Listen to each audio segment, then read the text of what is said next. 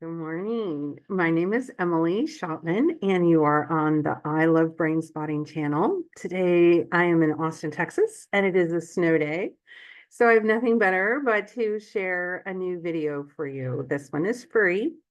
It's designed to give you just a little taste of what I have been studying as a licensed professional counselor who is certified in something called brain spotting. There are links in the profile to tell you more about brain spotting and ways to reach me as well. What I have done today is repurposed a talk I gave at the end of last year.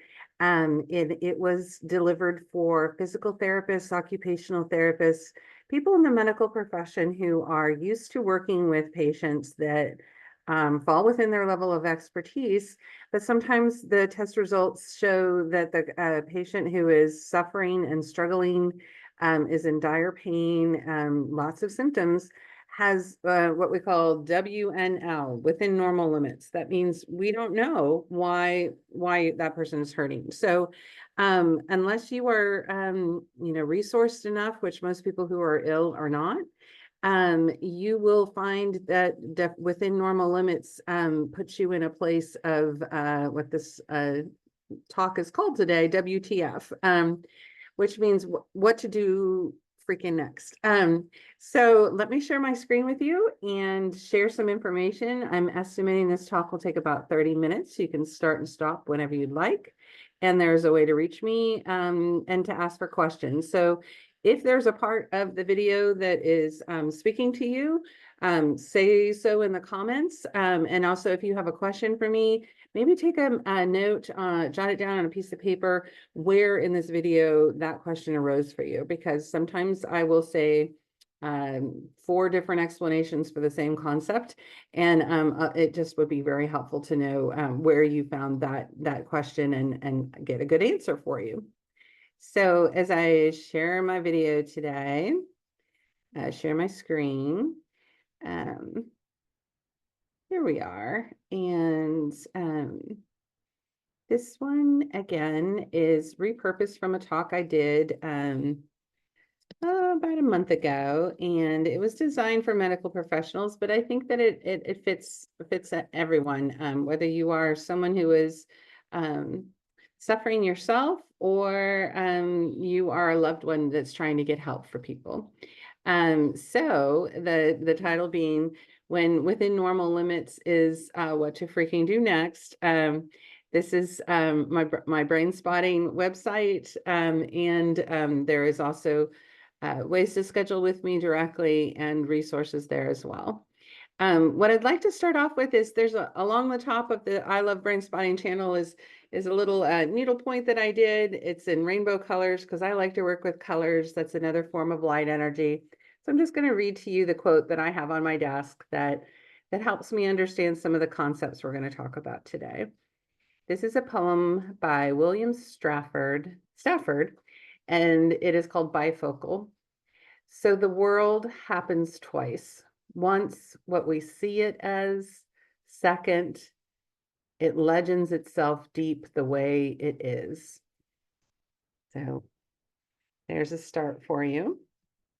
And right here is Brene Brown. She is a wonderful resource. If you've never heard of her, please Google her. Her TED Talks are world renowned, and she is a fellow Texan. So what she's recommending that we do here today in this new year, in this new time, is to let it end, let it hurt, let it heal, and let it go. I think those are valuable words. But I follow that very quickly with a quote by Pat Ogden, who founded a type of psychotherapy called sensory motor psychotherapy. And what Pat realized is that what we don't know what we don't know, and we can't change what we can't see. So you'll notice that I am not a traditional psychologist. I'm actually a doctor of optometry. So I have done probably 25 years of study of what it is to see. And when you are ill and looking for answers, whether the illness feels more mental, physical, emotional, or all of the above, because the brain actually doesn't differentiate in that way, we feel invisible.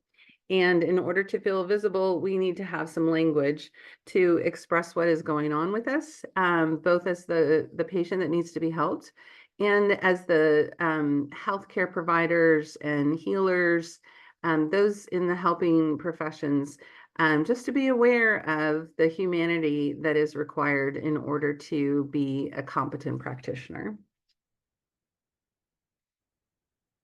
And so here's a little introduction of me. I am uh, Emily, and I was trained as an optometrist. And about 10, 15 years ago now, I was diagnosed with multiple myeloma. That is one you may have to look up. You may think I'm saying melanoma, and I am not. Melanoma is a skin cancer, also very serious. Um, I A thing to know about cancer, usually when I say that, people feel very scared, and everyone's been touched by cancer. But when I heard of cancer for the first time, I actually, had been practicing for a while as an optometrist, and I was used to, having a right answer, which is better one or two. So I had to relearn or learn actually what it is to be a patient. And the hint there is I was a doctor who had no patience. I had 9,000 patients, but I did not have the trait of patience, the virtue. So when I went through cancer treatment, it was a lot of worry, wait, advocacy for myself. And so that is one of the things that I do to pay it forward, is to share my journey. I was diagnosed in February, so we're coming up on 15 years of 2010. And it was not for 18 months before I was treated. So I was sick, but not sick enough for the traditional treatments. So my physical cancer, which is incurable, but highly manageable, was not actually treated during that time. So it became a psychological journey for me. At some point later, I was diagnosed with medical post-traumatic stress disorder. I happen to stress the post-traumatic stress part and not call it a disorder, because it's very normal how the body responds to going through a trauma. And it usually involves using the concepts of having a voice, a choice, and power. That is how we feel human. And when we lose our choice, voice, and power, we feel less than a patient. We feel actually inhuman. So this is actually the thing that made me go back to school and become a psychotherapist, because there are quite a few eye movement treatments that take advantage of the fact that the eyes are connected to the brain. And I wanted to study that during my 18 months of limbo. And the first agency I contacted to do some study, and the most classic one, one of the first ones that has been evidence-based and studied, is called EMDR, which stands for Eye Movement Desensitization and Reprocessing. And they let me know that I cannot become a therapist or take their training until I became a mental health care provider. So this is the reason I went back to school at age 41 after my stem cell transplant without any hair, and learned what it was to be aware of post-traumatic stress, but also post-traumatic growth. That was the first paper that I wrote in my doctorate program, or in my master's program. And I have actually converged growth, because growth comes out of the positive psychology world, which has, again, lots of benefits. Many of these fields do. But it tends to gloss over the deeper meanings or the deeper roots of why we would be feeling traumatized. If you yourself or your loved one is experiencing cancer or diagnosis, this is for you. This is for you to understand that the behaviors that you will see and experience usually have to do with irritability and avoidance, isolation, ruminating thoughts. And the behaviors are going to become apparent, but they're usually behaviors that push someone away. So it's hard to help someone who is rejecting your help. And again, this is why I'm educating about what that process looks like. So when something is wrong, we feel bad. We feel bad mentally and physically. When nothing can be found, this is actually a talk that I'm dedicating to my colleague, the future Dr. Cassie Cleveland. She actually went through a similar parallel type of process where I thought I had pneumonia. I thought my immune system was down. And then I found out I had multiple myeloma, which is a cancer. And she thought she had an issue, and they put her in the hospital for a very long time. They gave her medicines they had no right to give her. And then they dismissed her with a functional movement disorder. That's the third one down on this slide. So when nothing can be found, a lot of times in your chart, you'll see WNL, and that means within normal limits. It means that the doctor that was trained to look for the symptoms actually didn't find any clinical signs. So symptoms and signs are different. Symptoms are what the patient experiences, and signs are what the doctor can actually measure. If they cannot find something to measure, you're going to get oftentimes a WNL, or a functional movement or conversion disorder type of diagnosis, which means that there's nothing organically wrong that they could find, but that patient has still not been helped or healed. So I'm here to tell you that functional is real. The type of optometrist I was a functional optometrist. And the people that we saw and treated for eye tracking, depth perception, post-traumatic vision syndrome that'll happen when you've had a traumatic brain injury. Even children with ADD, ADHD, and dyslexia would benefit from functional medicine, functional optometry medicine, which is also known as vision therapy or vision training. So if you'd like to know more about the psychological part of the journey, besides the brain spotting that I offer as a clinical licensed professional counselor, I have also created an Incurable Clarity website in which we turn negative space into positive, which does not mean that we go from frowning to smiling. They coexist at the same time. So if you go to that website, you will see my art, my needlepoint, my book, and resources, blog posts, and free resources for you, as well as workshops. This one today is free, and then there are some that are reasonably priced, and I have scholarships as well. So what does vision have to do with stress or strain or pain? Originally, this talk was designed for doctors that were treating dizziness and pain. So they were vestibular doctors. And so I have actually just said that any kind of symptom that, stress, strain, pain, is that you not handling your life well, or is there actually some neurological basis to that? And what few people understand is that the brain is actually connected to the eyes. So I have some words on the left-hand side of the screen here, and on the right side is how the brain is operating on a regular basis. So if it makes you dizzy to see all that movement on the right side of the screen, simply hold up your hand over that part of the screen or put a piece of paper right there. That is your first functional vision free lesson. Is if something is distorting or disturbing to your vision, simply cover it up. Our brain is designed with something called a negative bias, which means that it is designed to find and ruminate and fixate on things that are wrong. We already know how to do that. What we need to do as healing professionals is teach you to look away from the thing that is actually disturbing to you or cover it up. So there'll be tips and tools at the end of this talk as well about further things you can do if some of your symptoms that are causing you stress or strain are from your visual system.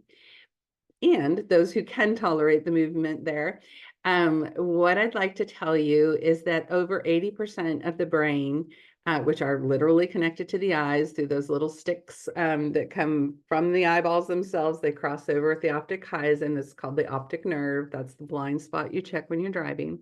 And they connect into places in the brain. They're called the LGN, the SC.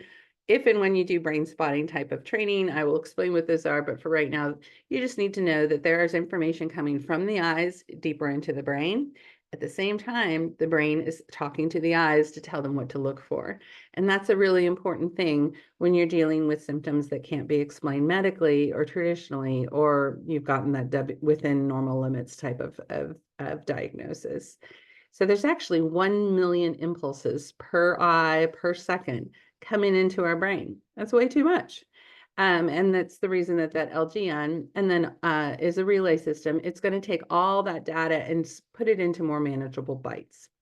When it travels centrally into that SC area in the midbrain, that is a part of the visual system that very few eye doctors have ever learned about, remember to appreciate, It will not be tested during a normal eye exam by an ophthalmologist, optometrist, or other pediatrician school screening kind of thing. The SC is sitting in the midbrain, which is where the emotions are. So we call that the limbic brain or the lizard brain. As you start from the top of the brain, I like to think of that top kind of wrinkly part of the brain as a shower cap. That's your thinking executive function. Of course, when we're thinking well and all the ideas are coming to us, that's a great place to be. But more of the information is or not more, but very important amounts of information are coming to the midbrain in that SC level, which is called the superior colliculus. I can't help it, I have to tell you.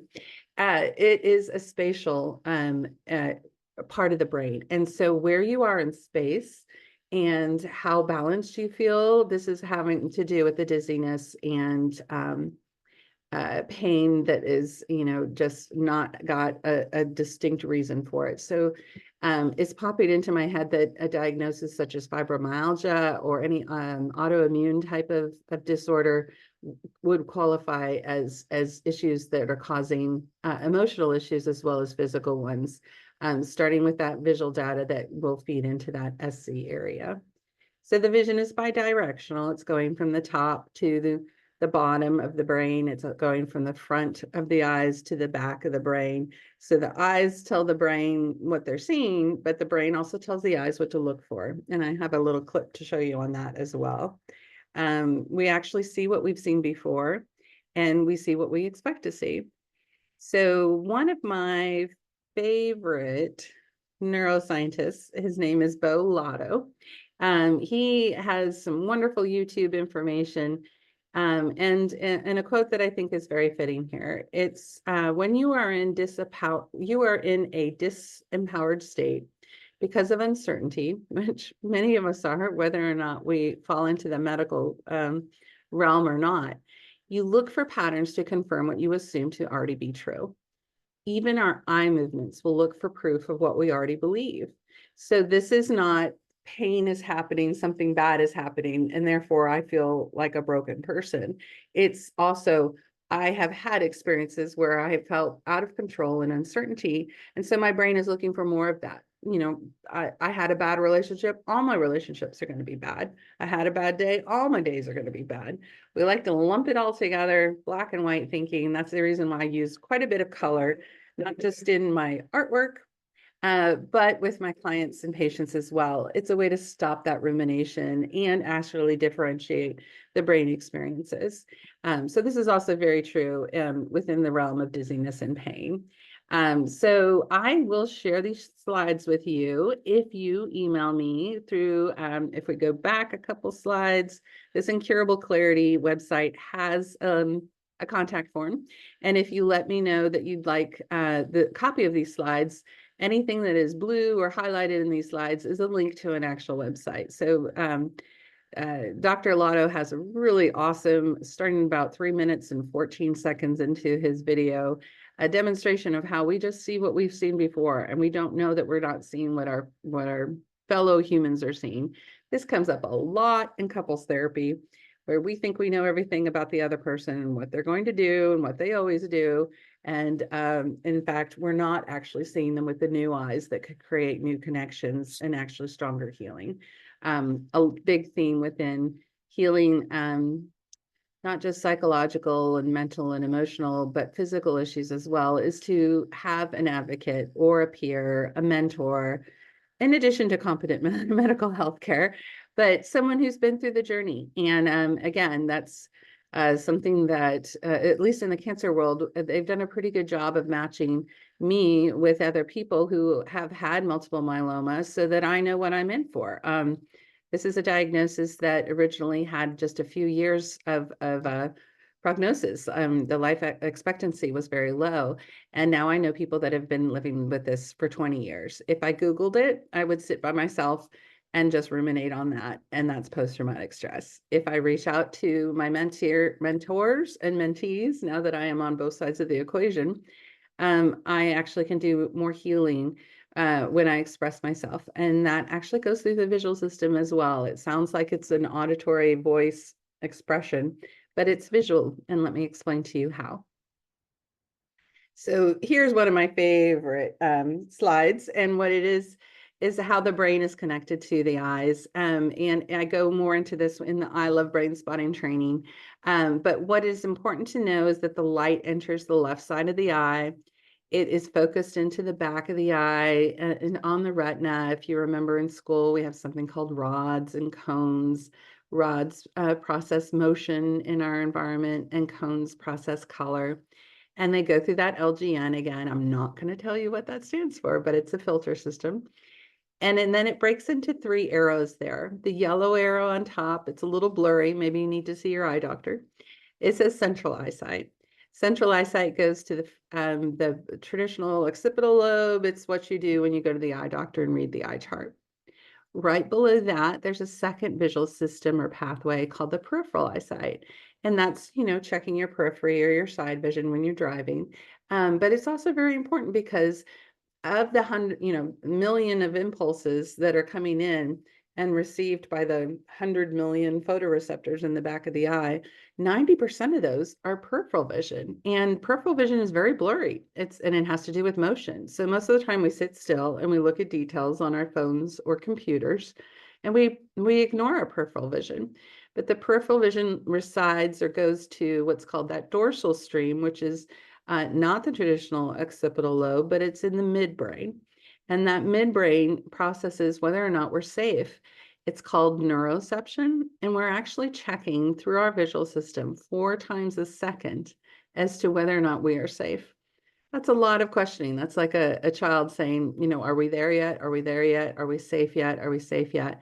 And the answer often is, no, we're not feeling safe. And that's why we're seeing what we've seen before. So there's a neurological basis there. The pathway, the last green arrow that is going right underneath the N in LGN, is called a non-visual pathway. Most of the time we think of vision being images. This non-visual pathway is actually how light is impacting not just the blood flow that goes through the back of the eye. Our entire body's blood flow goes through the back of the eye every 40 minutes. Our entire blood supply is exposed through the back of the eye, and light is entering. Light is one of the ways that we, as humans made out of water, we're also made out of light. Energy healing, something called syntonics within optometry, seasonal affective disorder. I mentioned it's a snow day today. That when it's gray and cloudy, we feel kind of gray and cloudy. This non-visual pathway is one of the reasons why that happens. And it actually feeds into, if you look below the brain, a little bit lower, there's a little bump out. That's called the brain stem.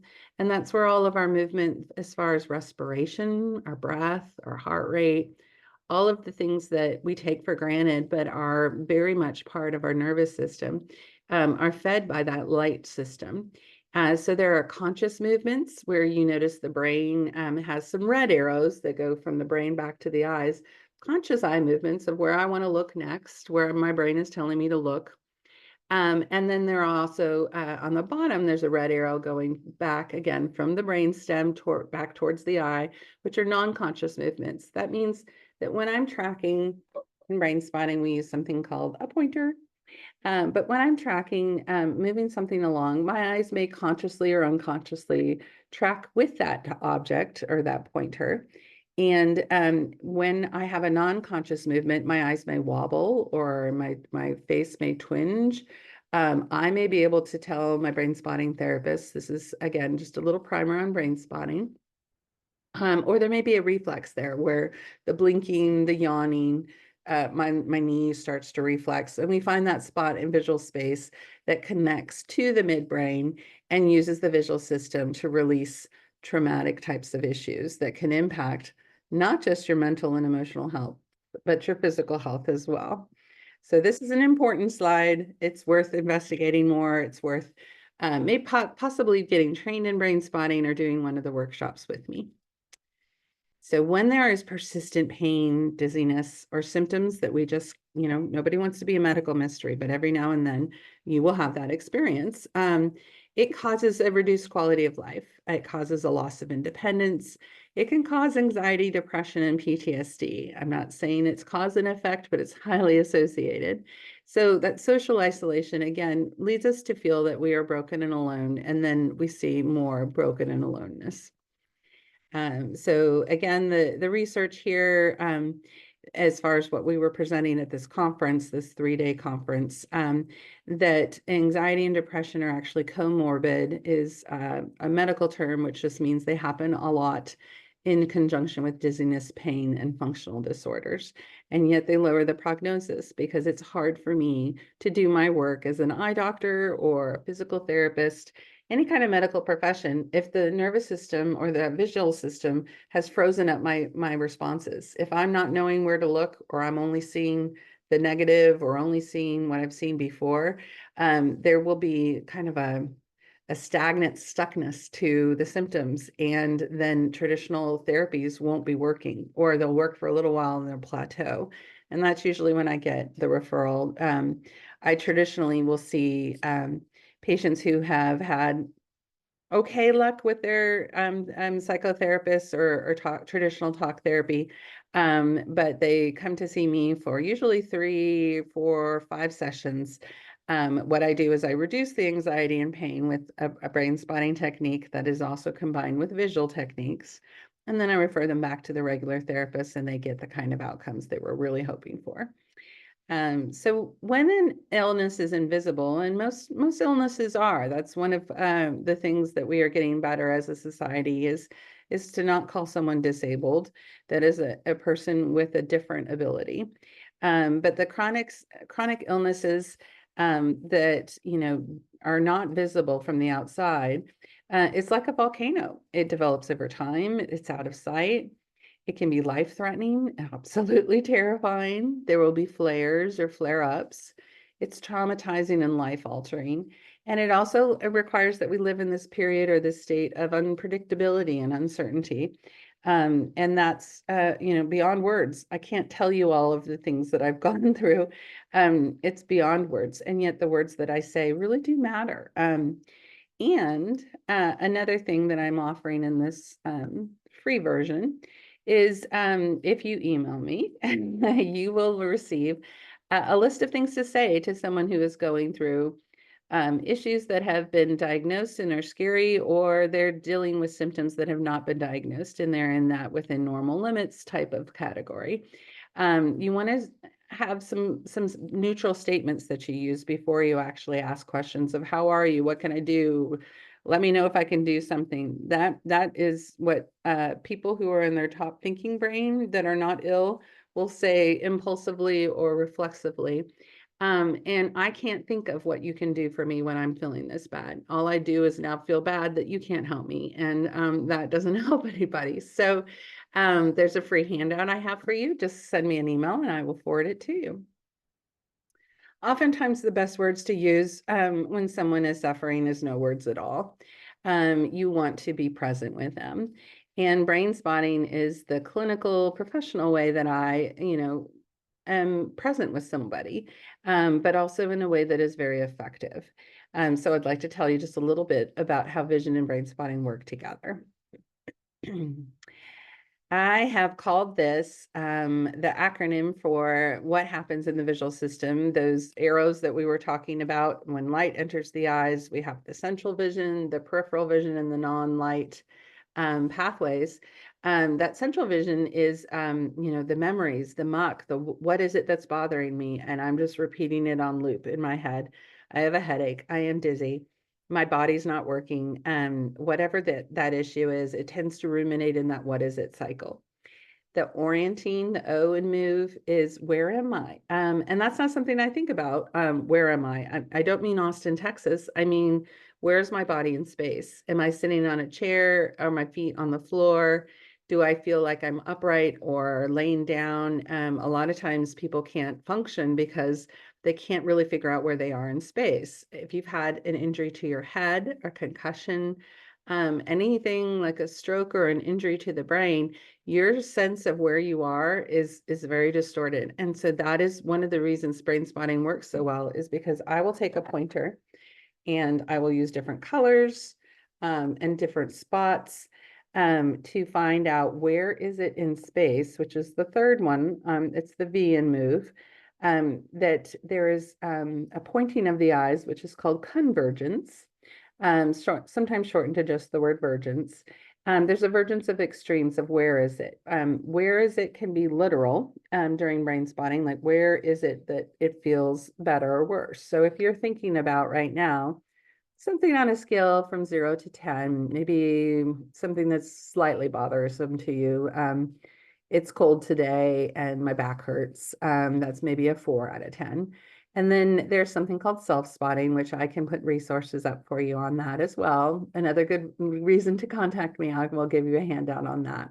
But if I find that this was the spot in my visual field after checking out the other ones that were over here, I will let my eyes converge or verge on this spot here and allow some of the extremes of sometimes I feel good and sometimes I feel bad. My back feels great or feels painful at this moment. But I feel relaxed or calm or neutral in my shoulders for some reason. So it's a way for the eyes to tell the body, this is a spot in space that is external to me versus internally in my body where all the pain is happening. And that is an important part of moving the symptom from a place of not being diagnosed and still within normal limits to what do I do next to actually feel better. And this is where I find that there's a huge emergence of insights. And this is the fourth part of the MOVE acronym, which is based on functional optometry. Those 4 circles of what is it, where am I, where is it, and how am I? Once we address all of those, usually within a 45-minute brain spotting session is my comfort level. I can do a lot to change the wiring or the firing of neural pathways to address your symptoms. So again, I let you know that I am a practitioner myself, but I was a patient as well. This is me not feeling very good. I'm stuck in my memories, the muck, the monkey mind. Again, that one's highlighted blue. So if you click on it, there's an article about what monkey mind is. That's when your thoughts, it's called rumination in post-traumatic stress disorder. But your brain is a monkey. It's swinging from tree to tree, but it's not actually finding the coconut that could be helpful. So to name to tame, I'm going to show you a resource at the end of this video. It is an app that you can use to kind of name what you're feeling. In this moment, when I'm stuck in my chair and not feeling well, I'm feeling frustrated. I could just say I'm feeling bad, but the brain would actually appreciate a more specific, helpless. I'm feeling bored. I'm feeling whatever words fill in the blank. And the reason that we name to tame is to know exactly what you are feeling, to rule out what you're not. And in medical, therapeutic type settings, there is a type of approach where we're pruning away the things that are not helpful to you. Being hard on yourself and convincing yourself that you're extremely stuck is the opposite of pruning. And so we want to name it to tame it in order to move things through this stage. Oh my God, I don't know how I'm feeling. This is me after my second stem cell transplant. I got 11 years of remission out of my first one. And it is, as you know, the idea of who are we as organisms? We are an orienting body. We need to know where we are in space. I know where I am in this picture. I'm in Hawaii, and I know where the bird is. And I'm feeling more centered in my body. So anti-gravity was really the original Dr. Skeffington description of this type of visual processing that happens also during brain spotting.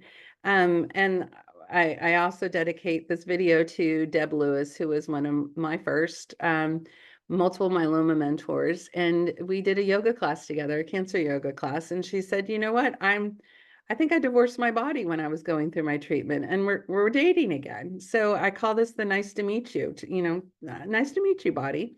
This is also the work of Dr. Kristen Neff, who is also in Austin, Texas, and her website is self-compassion, selfcompassion.org.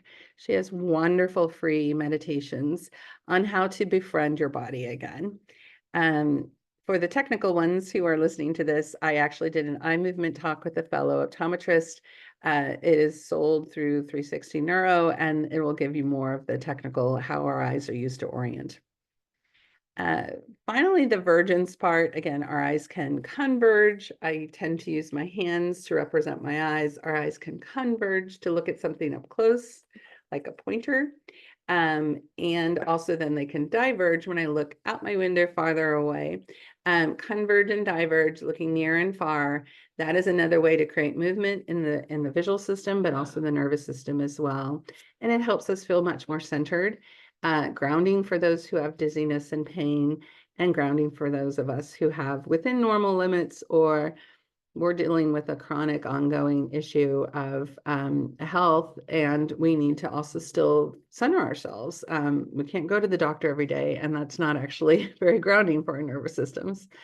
So brain spotting itself, the theory that I have created there and presented at the International Brain Spotting Conference is that once we find that brain spot, that is most resourcing for us, it's a spot in space.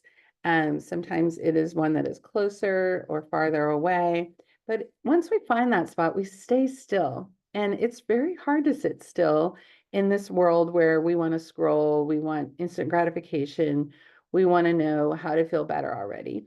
A still point is, again, it's highlighted blue, which means you can look it up in the slides if you ask me for them. A still point is very similar to cranial sacral therapy, which is a type of massage. And it means once we find a spot that works well, we're going to be still there. The stillness that I have in my visual system, as I'm talking, I can see my face moving on the screen, but I can see that this visual spot is for the most part still.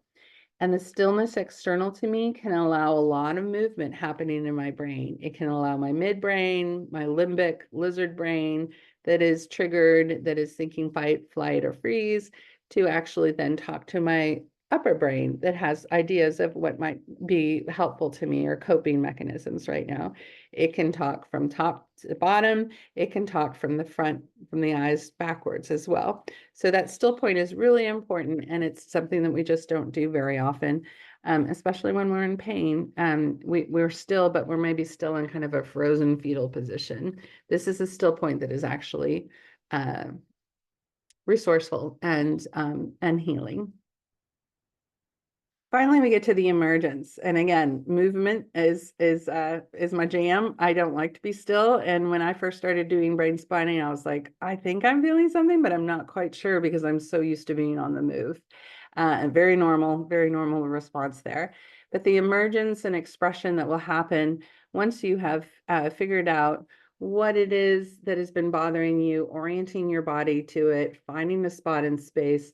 The emergence that will happen here happens in all the different systems of the body. So it'll happen in your speech, your auditory, vestibular. The girl is moving her leg up and down. She is keeping her balance there. And there is a connection between the subcortex, which is just our word for just below the top part of the brain. You can think of it maybe as your subconscious that is, dictating a lot of what you do and think and feel, is now talking to the cortex, which is what you use to drive and speak intelligently. So there's an integration of senses that is really critical, especially for those who are suffering from dizziness and pain, that will happen at the end of this process. The one last E I put in here, again, this is for the compassion piece, both for your loved one and for yourself, is that this is an existential thing to work with a physical illness. It can be a lonely experience, and the patient may be surrounded by people, but feel completely alone because that condition is invisible and within themselves. It takes the patient's freedom, money, time, ability. It's a crisis of emptiness. Does my life mean anything anymore? And so there is a state where it is very normal to feel this amount of existential. This is, again, what to say, what not to say. They may feel actually suicidal. And within the state of Texas, at least, if you are feeling that way, you can always call 911. They are trained for that. But we have a new resource called 988. You pick up your phone, call 988 24/7. There's a mental health hotline there. So just err on the side of being present for the person that is suffering, especially if it's you, and use those resources. Don't wait. Do something if you feel something. And again, the things that I'll get into here, the visual freeze, the workshops, the use of color. I meant this just to be a shorter video here, but these are some of the things I wanted to include anyway for you to know that there are things out there that will be truth or not. It's not true that just the right eye goes to the left side of the brain, which is the more thinking, literal, logical brain. Both right and left eyes go to right and left parts of the brain. And so that crossover can be used within dizziness and pain type of physical therapies, but also too, if you do brain spotting with a therapist, and then they teach you how to do some self-spotting in between sessions, that would be looking straight ahead at what's called a gaze spot. For me, it's right outside my window, and then presenting information. You may not have a pointer, but you may have other things you can put in your peripheral vision, your phone, just something that is moving or around here. This is actually in my right visual field as I'm looking straight ahead, and that is a way to get into my left logical brain. If I have the object in my left visual field, again, if I look at it, it's not in my left visual field, it's in my central field. So I would have to look straight ahead to get into this right visual brain. A resource that I can suggest for you here is an author named Jill, Jill Bolte. I believe she spells it Bolte, Taylor, Taylor. And she is a neuroscientist who had a stroke. I think her book is called Stroke of Insight. And when she was in her right brain, because her left brain was damaged, she was euphoric. And this is the part of our brain that is autobiographical, which is the reason that things like art therapy and narrative therapy, understanding your stories that have caused you to be the person that you are, whether that feels powerful or disempowered at this point, we really want to balance the information going on between our left and right brains. It's happening already, but we may on a spectrum be more over here in this left brain of like, I want to logic my way through it and I can't. So let's maybe spend some time in that right brain, which is the left visual field. Everything's reversed in Zoom, so don't think that I'm going left or right now. But again, just understanding the science may actually, information is power. And that's why I'm doing these videos, to make sure that you can get the information you need in your part of the world.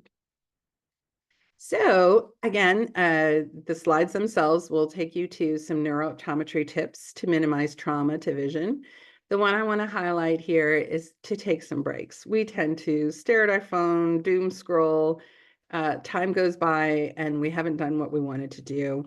The 20-20-20 rule means that every 20 minutes to set an alarm or a reminder to take 20 seconds and look 20 feet away. So for me, beyond the screen here, 20 feet away, it takes me out into nature, takes me out into green.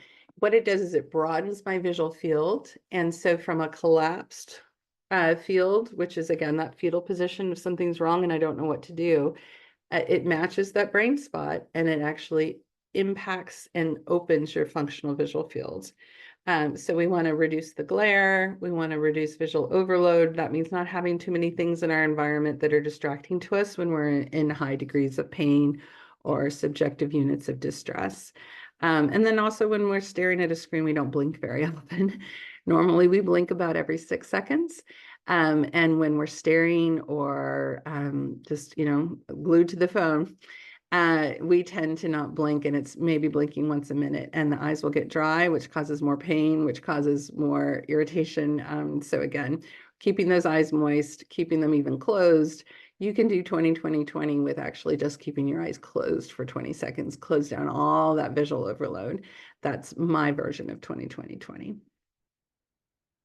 Things we will learn in the I Love Brain Spotting is how lenses and prisms and filters, usually used by eye doctors, actually have correlates to wavelengths of light. You'll see long, medium, and short, which are red, green, and blue lights, which mean also I've shown you, I think, yellow and green so far, but I want to show you that there's a white one that is full of all the colors.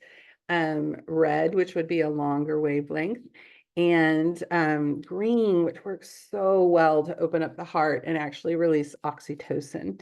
So there are ways to change your visual environment to change your mental state of mind, both with and without brain spotting. Again, that is just the mode that I have found that is most effective, that I am certified in, and I help other colleagues become certified in it. I've been doing it for over 10 years and I love it. But there are ways, these are your eyes, these are your colors. There are ways to be really creative with this. And this is the forum to brainstorm about that. Finally, I usually end with a grand rounds here, which means, oh, I went a little longer than 30 minutes, we're at 45. So how do I meet my patient or my friend or myself in the visual state? You want to understand that some people's eyes are not exactly the same. Left and right eye are not exactly the same. The eyes need to be the same prescription and pointed at the right same spot in space for depth perception to occur. So a lot of people with dizziness and pain or problems with that O orienting, where am I in space, don't have an equal prescription between the two eyes. And so they are using depth perception in a different way, very adaptive if it's been there your whole life. But if it's a new injury or a new symptom, if you have double vision, it's especially sudden double vision, you want to address that right away. That can sometimes be a medical emergency. During brain spotting, blurry and double vision is normal.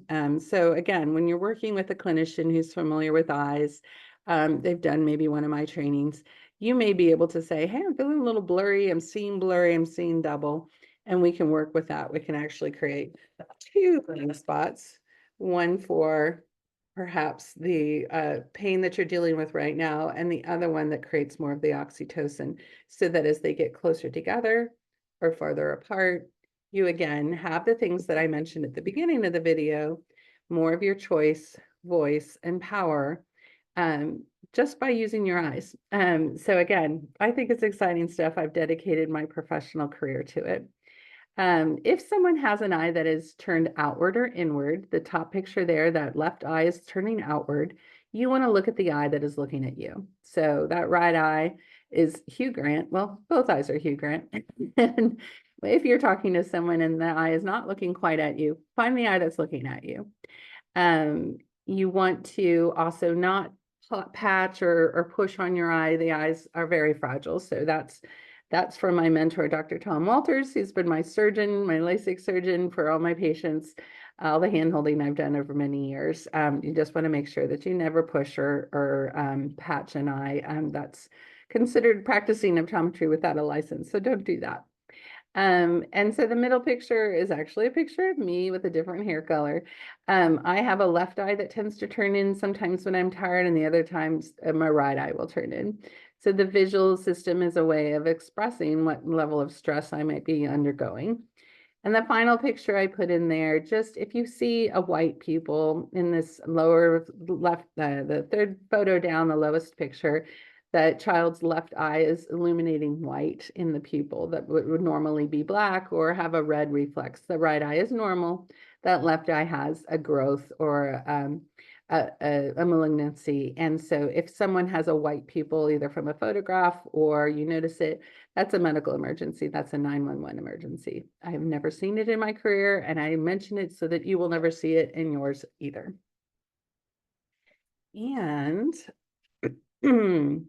these are again two resources, the College of Vision Development and the Neuro-Optometric Rehabilitation Association. Both have really good resources, both for the issues that you have and for doctors that are in your part of the world who could possibly do a functional eye exam or help you with some vision therapy or eye exercises that can help you outside the realm of psychological or medical issues if your issues are more visual in origin. So we did a demo when we were there. We talked about chakras and colors. And here's where I just want to give you a little pep talk in the last couple minutes. We just don't want to underestimate movement. I mentioned brain spotting as a still point because there's a lot of attunement and movement going on between the therapist and the client. But we are a society that sits too much, and that sitting is the new smoking. It's not healthy for us. The Better Me app is a wonderful one, especially if you are not mobile, you've broken your leg or your arm, or you're just in a position where you can't do a lot of movement or you can't leave your desk during the day. The Better Me app has chair yoga, and I use that all the time to, get my Apple Watch rings closed. So it has ways of working out calisthenically that it says chair yoga. It's not like yoga, the kind of painful one. It's actually really, really helpful. And again, the apps keep us accountable, and the best ways to take care of ourselves are to take care of our bodies, and the bodies need movement. These are three stories that I just think my story that I shared with you, yours is just as important. And to understand what your story is one of the ways that we stop generational trauma. If we can understand what we've been through and be more compassionate towards ourselves and others, story is the way that we heal. And these are three great memoirs, stories. The last one is actually an article. They can be checked out from the library or online. And it's just very, very important to understand that just because there's not been a medical diagnosis does not mean that there is not a contribution from anxiety, depression, trauma. That doesn't mean it's in your head. It's still very much in your nervous system, in your brain, and we can address it that way as well. Don't underestimate your voice. I am an eye doctor, but the auditory system is also really awesome for rehabilitating a system that has been through trauma. This blog is from a woman who is in Australia, and she gives you some really great free pointers on how to have some tricky conversations with people in your life who don't understand what you're going through. There's even an online anxiety class that I think was like $20 Australian, like really affordable. So worth trying that out. Again, I seem to know a lot of Austin resources in Texas in the United States, but this book is available international, and there's even a class, a book study on this. It's called Secure Relating. And then again, it's just how the brain determines by your early childhood experiences what type of relationships you may have. You may have heard anxious attachment or avoidant attachment. What we're all trying to do is be securely attached. And what I love about this book and these authors, the free website, podcast, and resources, is that they use colors. And colors are a universal way of communicating with people, communicating things that are maybe beyond words. So the last, I talked about the chair stretch, which was the chair yoga. The last one I wanted to show you, I think when I stop sharing my screen, I'll show you. It's a check-in called How I Feel, I think is what it's called. That before you can help anyone else, you basically have to put on your oxygen mask yourself. I really mean that. That's why I'm ending this video, and I'm going to do my own self-care today. That our nervous system needs a lot of check-ins. Remember neuroception, which means that our eyes are telling our brain 4 times a second. So within that sentence, it's checked maybe a half dozen times or 3 dozen. I can't do math. How safe you are. So we need to counterbalance that with checking in on how exactly you're feeling, that name it to tame it thing that you can do on your own. You do not need a doctor or insurance or coverage or money to do this. It's a free app. And this is what it looks like, the How We Feel. It's a journal for well-being. The thing I love about this is that I can be both sad and agitated, that middle slide, at the same time. I can be joyful and also fatigued. And once you click on the things that you're feeling, halfway down that middle slide, it says reflect. Add a reflection to go deeper. When you click that plus, it is an AI, artificial intelligence, free therapist for you that says, well, what's going on that makes you feel sad and agitated? And then you fill in the answer. And then it takes that answer and builds upon that. So it's a way of actually communicating with yourself, with words, to take what cannot be put into words, but put it into words, put it into feelings.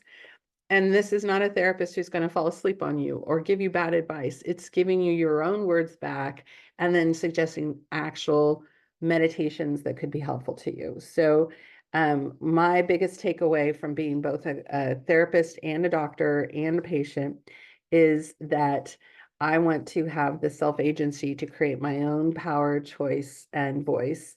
and also to know exactly what is helpful to me and what is not, and to, understand not just my diagnosis, whether it's normal or not normal. I'm more concerned with what do I do with it. So again, my WTF can be expressing what the freak is happening on this snow day in Austin. We get one every year. But also what to do next, what to freaking do next, what to do to be more functional and feel more like yourself. Again, my main website is the atxbrainspotting.com.